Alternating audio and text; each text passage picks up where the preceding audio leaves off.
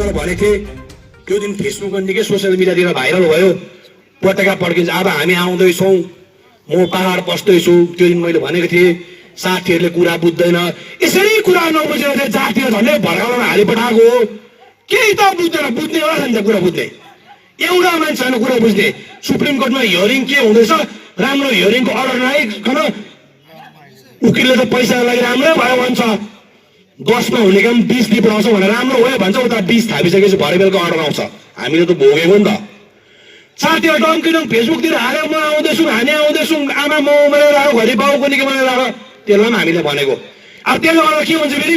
यहाँनिर कतिजना हल्का छाया हुन्छ विचार हुनु मनले मान्दैन सबैले कन्ट्रोल गर्न सक्दैन पट्टाका पड्का बनाउँछ चुलबुल गरी बनाउँछ फेरि बेलुका माथिबाट आइहाल्छ फेरि आएर उठाएर लगेन हत्तु चाहिँ फेरि यसो चुने त्यो त हो त्यही दिन मैले भनेको थिएँ केही हुनेवाला छैन यो सब अफवाह हो बेल भएको छैन अहिले हुने सम्भावना पनि छैन यो तपाईँ र मैले दुःख पाउने काम हो शान्तिले बस्नुहोस् भनेको थिएँ आज रिजेक्ट भयो डल्लै के भनेछ भन्दाखेरि चाहिँ सरेन्डर गर्नु भन्ने सरी भर्बल अर्डर त भन्दैछ अन्त फेरि अस्ति भिडियो आयो तपाईँहरूलाई म आउँदैछु भनेर हुँदैन त्यो आउँदा पनि हामी पोलिटिकली फाइट गर्छौँ नि तर मैले यहाँ भनेको कुरा चाहिँ के भन्दाखेरि फेरि तपाईँहरूलाई चम्काएर फेरि साथीहरूले बेलुका अलिअलि लगाएको जोसमा फेरि के गर्छ फेरि पड्का बनाउँछ बिहान टिपेर लान्छ माया लाग्छ हामीलाई काममाथि हत्तु हाम्रै हो भनेर चाहिँ तपाईँहरूले मैले भन्नै हेर्नुहोस् त्यसले गर्दा दुनियाँभरिको भरिको नौटङ्गे हुनसक्छ के हुन्छ है अहिले जातिको भोट चाहिँ बिजेपीमा भन्दैछ यदि पक्का गोर्खा जाति हुन्छ अमरसिंह राईलाई भोट लाउँछ किन भन्नुहोस् न हिजो कुरा हुँदै थियो पार्टी भन्दा जाति ठुलो रे जातिको लागि चाहिँ हामी एक भएको रे जातिको लागि चाहिँ राजु विष्टलाई भोट लाउनु रे भन्दै थियो पक्का गोर्खा जातिको लागि हुन्छ अमरसिंह राईलाई भोट लाउनुपर्छ किन भन्नुहोस् त किनभने दार्जिलिङ पार्लियामेन्ट कन्स्टिट्युन्सी चाहिँ गोर्खाको सिट हो गोर्खा चाहिँ फ्याक्टर हो भनेर चाहिँ सबैले योपालि गोर्खा क्यान्डिडेट देख्छ सबैले योपालि गोर्खा क्यान्डिडेट देख्छ अनि हामीले दिएको नारा पहिला क्यान्डिडेट भूमिपुत्र हुनुपर्छ भनेर क्यान्डिडेट भूमिपुत्र हुनुपर्छ भनेर जब विनय तामाङज्यूले नारा दिनुभयो त्यस पछाडि हाम्रो क्यान्डिडेट भूमिपुत्र हामीले प्रार्थी उतारिसकेपछि सबैमा तल काम मचेर सबैले कङ्ग्रेस बाहेक सबैले दार्जिलिङ पहाडको गोर्खालाई टिकट देख्छ माटो मैले माग्यौँ नि तर खालि भित्तामा झुन्डाको म्याथ मात्रै देख्यौँ वास्तविक माटो मागेको चाहिँ तपाईँको घरेरी तपाईँको बनाउनु हो तपाईँको घरेरी मागेको खास गरी पहिला तपाईँको जमिनको कागज तपाईँको हुनुपर्छ अन्त तपाईँको माटो तपाईँको हुन्छ तपाईँहरूले भाषण गरेर सुन्नु भएको नेताहरूले तिमीलाई गाड्ने 6 फिट तिमीलाई गाड्ने 6 फिट जमिन पनि पैँचो माग्नुपर्छ भनेर पहिला भाषण दियो तपाईँहरू मैले थपडी बजाएको अनि हाम्रो यो पालिको नारा चाहिँ मलाई भोलिपछि मलाई गाड्ने 6 फिटको जमिन चाहिँ मेरो आफ्नै गाउँको जमिन हुनुपर्छ भनेर चाहिँ त्यसको निम्ति अमरसिंह राईलाई भोट दिने हो योपालि त्यो पर्चापट्टको लागि चाहिँ अमरसिंह राईलाई भोट दिने हो वास्तविक माटोको निम्ति चाहिँ अमरसिंह राईलाई भोट दिने हो अनि फेरि यहाँ भन्दैछ मणिपुरबाट आएको मान्छे चाहिँ भूमिपुत्र अरे साथीहरूले भूमिपुत्रको कुरा बुझेको छैन है हामीले भनेको भूमिपुत्र चाहिँ तपाईँले फोन गरेर उठाउने हुनु पर्यो तपाईँले 50 रुपियाँको भाडातिर जाँदा पनि घरमा भेट्नु पर्यो तपाईँले बजार डाक्टर देखाउन जाँदा पनि एकछिन उता निक्लिँदाखेरि घरमा भेट्नु पर्यो त्यस्तो भूमिपुत्र भनेको त यहाँबाट 14 घण्टाको ट्रेनको बाटो अनि 6 घण्टाको गाडीको बाटोमा जाने भूमिपुत्र भनेको होइन अनि हामीलाई फेरि के अरे जाति बेचुवा माटो बेचुवा हामीलाई जाति पनि बेचेको छैनौ माटो पनि बेचेको छैनौ तिमीले चाहिँ टिकट बेच्यौ 18 करोडमा दार्जिलिङ लोकसभा सिट बेच्यौ 18 करोडमा 18 करोड बिक्री भएको छ तपाईँले मेरो दार्जिलिङ पार्लियामेन्ट कन्स्टिट्युन्सी योपालि अनि भूमिपुत्र लिएको अरे फेरि हेर्नुहोस् त प्रेस कन्फरेन्स गर्छ फेरि माथि सुन्नुहोस् है कुरा जातिको लागि एक भएको अरे अनि हामी गोर्खा जातिलाई न्याय दिन्छौँ भन्दैछ भन्नेहरू चाहिँ कस्तो छ 10-10 वटा हातमा औँठी लगाएको छ त्यो औँठी चाहिँ ग्रहको औँठी हो नि त अनि ग्रहको औँठी चाहिँ मान्छेले किन लाउँछ भन्दाखेरि जो मान्छेलाई आफूलाई आफैसँग विश्वास छैन उनले चाहिँ ग्रहको औँठी लगाएर हिँड्छ नि त अनि आफूलाई आफूसँग विश्वास नहुने मान्छेले चाहिँ जातिको हित गर्छ पुरा 10-10 वटा औँठीको भरमा हिँडिरहेको छ राहु केतु शनि बृहस्पति कुनै के ग्रहको लागि 10-10 वटा औँठी लगाइरहेको छ औँठीको भरमा जिन्दगी जिरहने मान्छेले चाहिँ जो मान्छेको जीवन चाहिँ औँठीले निर्धारण गर्दैछ दिशा दिइरहेको छ त्यस्तो व्यक्तिहरू चाहिँ जातिको लागि जातिको लागि चाहिँ हामीलाई विश्वास गर्नु त्यो घर बनाउने घडेरी चाहिँ तपाईँको खोइ सम्पूर्ण 4 नम्बरको जनतालाई म एउटै प्रश्न गर्न चाहन्छु तपाईँ जुन घरमा बस्नु हुँदैछ त्यो घर तपाईँको हो के त भोलि डिएमले मालिकको नोटिस पठायो भने घर खाली गर भनेर नोटिस पठायो भने तपाईँकोमा हतियार छ कि त कानुनी हतियार तपाईँले यो घर मेरो हो भन्ने यो घडेरी मेरो भन्ने हतियार छ कि त दार्जिलिङ पहाडमा 87% 87% मान्छेकोमा जमिनको कागजपत्र छैन कमानमा त कसैको पनि छैन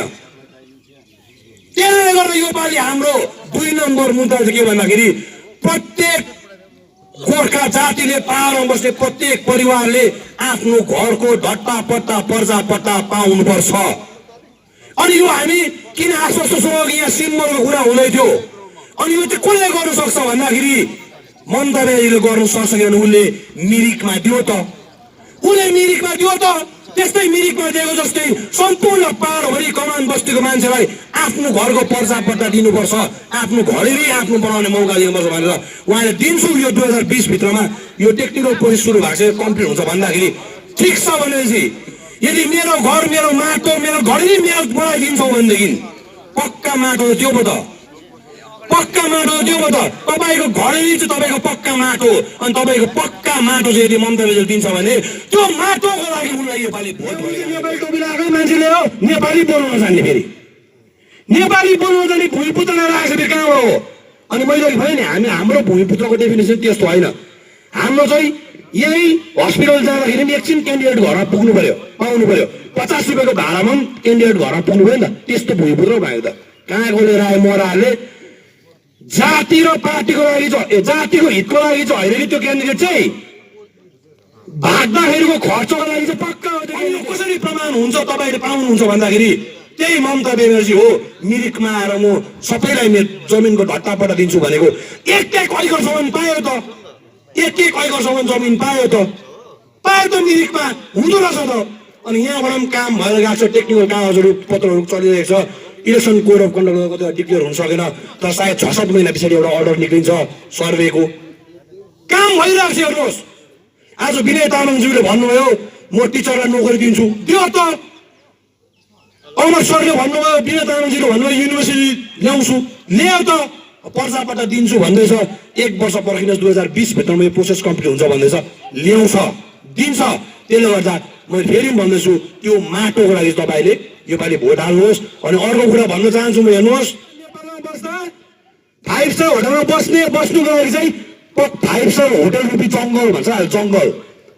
ठुल्ठुलो 5 स्टार स्विमिङ पुलहरू भएको जङ्गलमा बस्नुको लागि चाहिँ त्यो क्यान्डिडेट ल्याएको जातिको लागि होइन राम्रै भेटाएको छ मोराहरूले लुगाम त राम्रै फेरेछ छिटो जातिमा विश्वास किन गर्नु दुईपट्टि दुईटै त्यस्तो छ फेरि 20 वटा औँठी भएको क्या हो एउटाकोमा 10 अर्कोमा 10 हेर्दा बराबर हो फेरि आकार फिजिकल त्यो फिटनेस सब एउटै खालको गर्नु मोराहरू 10 वटा औँठीको भरमा छ गोर्खा जातिलाई चाहिँ हामीलाई भर्खर भन्छ हुँदैन बोरामा हाल्छ यिनीहरूले त्यसले गर्दा तपाईँहरू बुझ्नुहोस् अनि यहाँ बस्ने व्यक्तिहरूको प्रोफाइल हेर्नुहोस् विमल गुरुङ बिर्सिनुहोस् रोशन गिरी बिर्सिनुहोस् मन घिसिङ निरज जिम्बा बिर्सिनुहोस् तपाईँले आरसी रुमदारी र डिबी गुरुङलाई तपाईँ राम्ररी चिन्नुहुन्छ आरसी रुमदारी र डिबी गुरुङले चाहिँ गोर्खाल्यान्ड बेच्छ 70 वर्ष उमेरमा 70 वर्षमा त्यो पाकेको कपाल 70 वर्षमा मर्ने बेलामा चाहिँ जाति दुवै गति छाडो भन्ने मान्छ अन्त यहाँ स्टेजमा बसेको बस्नुपर्छ तपाईँहरू मैले जुन व्यक्तिहरूले 40-45 वर्षको राजनीति अनुभव छ जुन व्यक्तिहरूले मानसिंह राईदेखि लिएर मानसिंह राई तलको नरेन अन्त यहाँ विमल गुरुङ किशोर गुरुङ सबै सिंहै टकमा समष्टिभित्रको नेताहरूलाई खाएर पचाएर देखेर बसेको व्यक्तिहरूले चाहिँ आज मर्ने बेलामा चाहिँ गद्दार भन्नु लागि यहाँ बसेको हो बुझ्नुपर्छ यसरी दिल्ली र कलकत्ता छोडिदिनुहोस् लोकल कुरा लोकल मान्छे हेर्नुहोस् यहाँनिर यसले के बुझ्छ अनि हामीलाई गद्दार जाति बेच्छ मैले भने अघि हेर्नुहोस् जाति र माटो कसैले बेचेको छैन माटो त हामीले फर्काउँदैछौँ घडीदेखि सुरु गर्छौँ अनि एउटा कुरा याद गर्नुहोस् है फेरि मोराहरूले 5 देशहरूमा दिन्छ भन्छ फेरि बेलुका चिया खुवाएर फेरि अघि यहाँ कुरा हुँदैन चिया खुवाएर उल्टा बोलाउँछ सुन्नुहोस् कुरा 5 देशहरूको होइन वान टाइम सेटलमेन्ट हुन्छ 2020 भित्रमा, यो राख्नुहोस्। 2020 भित्रमा वान टाइम सेटलमेन्ट हुन्छ। तपाईको 2 एकड अर्थबारीसम्म तपाईकै नाममा हुन्छ। 2 एकड अलैँची बारीसम्म तपाईको नाममा हुन्छ। 1 एकड सुन्तला बारी हो भने तपाईको नाममा हुन्छ। जुन तपाईले मुखको भरमा तपाईले कमाइ गर्नु भएको छ, त्यो तपाईको घरेसँग त्यो सबै जमिन तपाईको नाममा हुन्छ। त्यो माटोको लागि तपाईले योपालि भोट लाउनुपर्छ। त्यो वास्तविक, त्यो रियल माटोको लागि तपाईले योपालि भोट लाउनुपर्छ। भाषण र भित्ताको भोट तपाईको खैरीको लागि, तपाईको माटोको लागि, तपाईको सुन्तला बारीको लागि, तपाईको अलैँची बारीको लागि, तपाईको नाता नातिनीको निम्ति जमिनको कागजको लागि भोट अमरसिंह राईलाई लाउनुहोस् भन्दै मेरो छोटो होइन लामै वक्तव्य यही समाप्त गर्न चाहन्छु। धन्यवाद। जय गोर्खा, जय गोर्खाल्यान्ड।